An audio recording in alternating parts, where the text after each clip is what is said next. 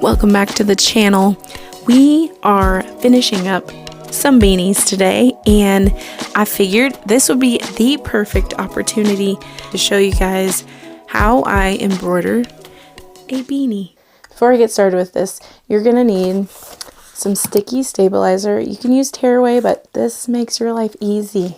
A beanie, doesn't matter what beanie, just a beanie to practice on. Sewing pin to mark your placement where you're gonna have your design go. Some little sewing clippies to clip your object to your hoop. And a fast frame. You can do this with regular hoops, but this makes your life so easy. And of course a multi-needle, or single needle works too, but I'm showing it on a multi-needle. Okay guys, I'm gonna bring you in a little closer, show you what we got going on here. So this is a fast frame, and it just hooks onto your regular, probably like your biggest frame, I'd say. You got to order them for your machine on, I think I got it on Kin's Sewing Store. So it's a frame, and it's got these little hoops that just have metal. I will show you when it's unhooped, but you just have the ability to float things on it instead of actually hooping them in a more traditional way. And I have just got a sheet of sticky stabilizer from a roll that I just cut to size of the hoop. So when it comes time to attach the stabilizer, you simply put sticky side up so it sticks to the hoop, and just fold the corners.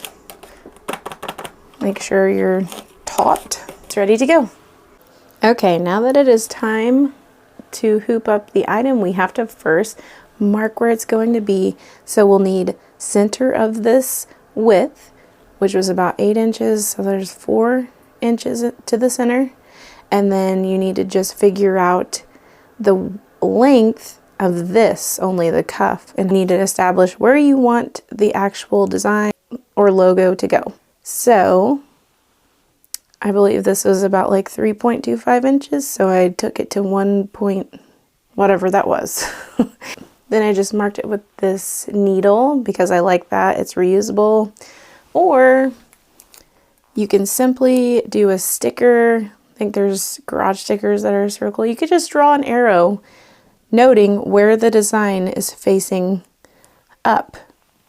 So that way, when you turn it inside out, you're just going to grab from the inside, take the top to the top.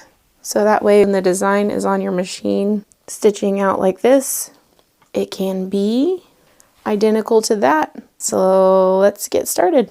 All right, so then now that we've noted that this is the top of the design, we're just going to simply load it in with the top going up, just like the design is loaded on our machine. Take a couple sewing clips and clip them up on each side.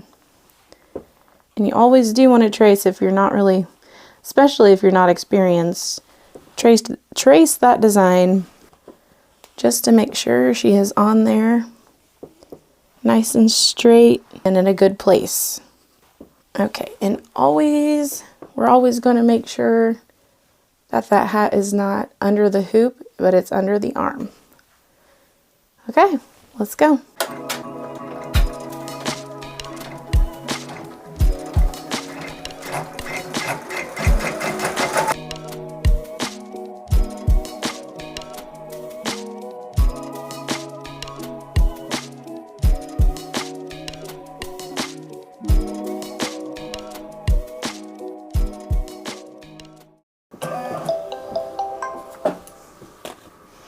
And now that it's done, you just, oh so satisfyingly, rip it away. Look at that. So that's how it comes off the machine. Just pulled it off, and then you, same thing, reach down in there, grab the bottom, pull it up, and there you go. It's that simple. Like once you probably won't even have to you know, mark the arrow each time with the sticker if you do use stickers. You just get used to grabbing, pulling, pinning. I like pins. I don't know, man. Just pin, go, and you're set. But look how good that detail.